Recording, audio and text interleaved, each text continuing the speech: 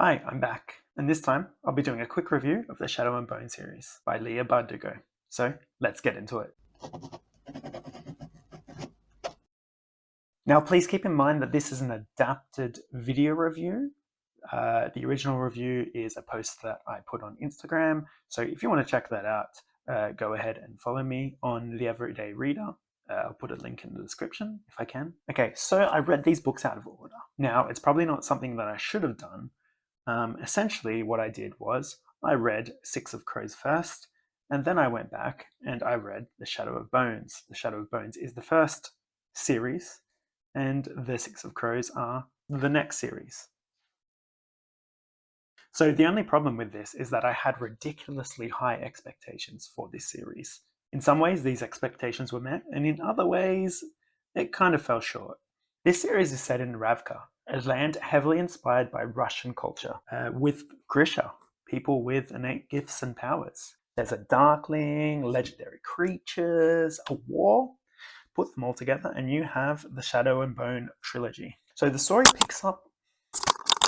The story actually picks up quite quickly. The plot is enjoyable, there are twists and turns. The only thing is it's written in first person. I don't normally mind first person perspectives, except in this case it means you get a front row ticket to the main character's soppy personality. Bardugo plays into the whole I don't want to be a hero trope, which actually is really quite annoying because, let's be real, who doesn't want to be a cool hero with cool powers? The dialogue is really good. Most of the characters work, though there are some characters in the later books that really don't stand out well at all.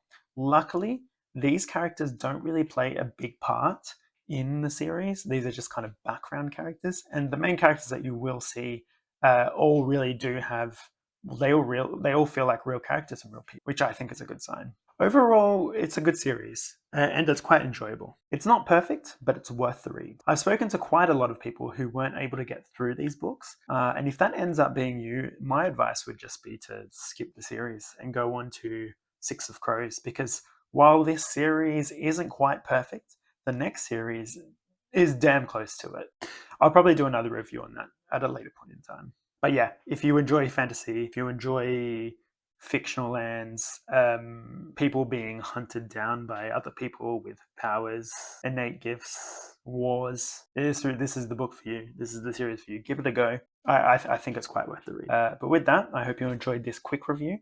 I might post a longer one on my YouTube channel, though the longer videos are becoming rarer these days. Until next time.